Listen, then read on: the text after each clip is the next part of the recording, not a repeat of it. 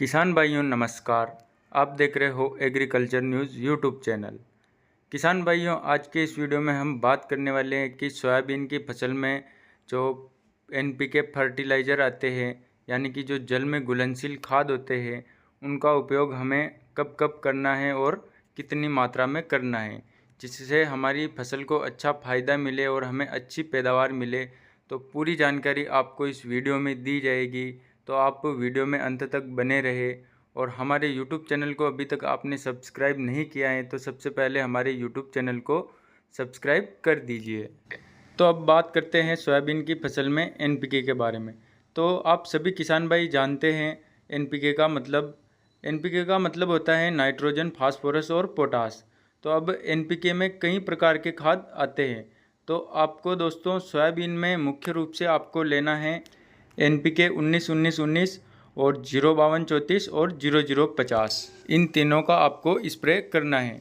अब किसान भाइयों, इन तीनों का स्प्रे एक ही समय पर होता है और अलग अलग मात्रा में होता है, और आप सही समय पर इसका स्प्रे करते हो तो आपको बहुत अच्छा रिजल्ट आपको सोयाबीन की फसल में देखने को मिलेगा। अब सबसे पहले बात करते हैं एनपीके 19-19-19 के बारे में। तो किसान भाइयों, इस खाद में नाइट्रोजन 19%, फास्फोरस 19% और पोटास 19% पाई जाती है, यानी कि तीनों 19-19-19% पाए जाते हैं। किसान भाइयों, जब सोयाबीन की फसल 25 से 30 दिन की हो जाती है तब इसका स्प्रे करना चाहिए।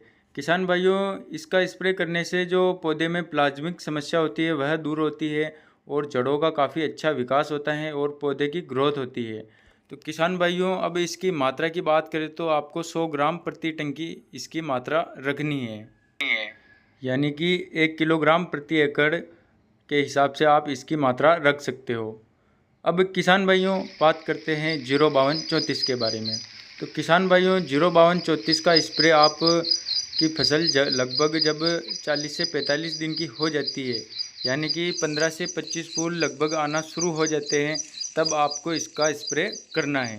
अब किसान भाइयों, 0-52-34 में 52% फास्फोरस और 34% पोटास की मात्रा आती है। तो किसान भाइयों, इससे हमें मुख्य फ़ायदा यह मिलता है कि हमारे सोयाबीन के जो फूल होते हैं वह जड़ते नहीं हैं, मतलब जड़ने की समस्या दूर होती है और हमें फूलों में वृद्धि देखने को मिलती है और पौधा तंदुरुस्त बना रहता है और अच्छा विकास होता है।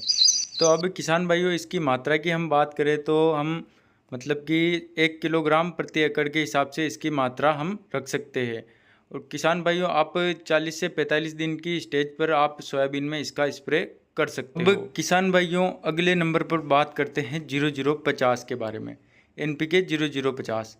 किसान भाइयों, एनपीके 00-50 में 50% पोटास की मात्रा पाई जाती है और 17% सल्फर की मात्रा भी इसमें पाई जाती है।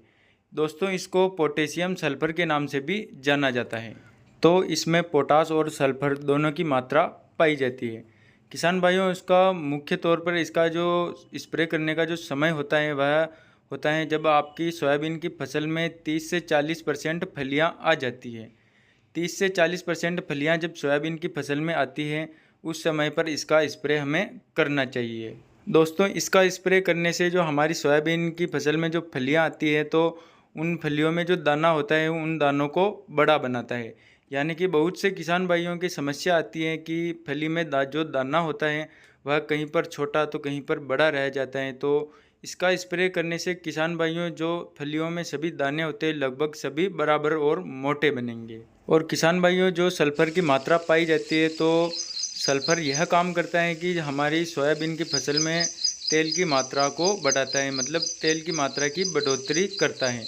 तो किसान भाइयों, आप 00-50 का स्प्रे भी 1 किलोग्राम प्रति एकड़ के हिसाब से आप अपनी फसल में कर सकते हो।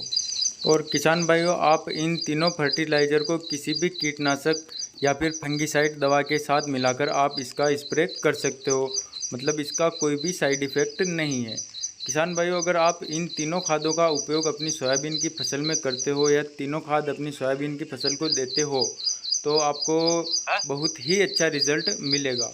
किसान भाइयों, ये आज की वीडियो थी। अगर आपको वीडियो पसंद आई हो तो लाइक ज़रूर करें और चैनल को भी ज़रूर सब्सक्राइब करें।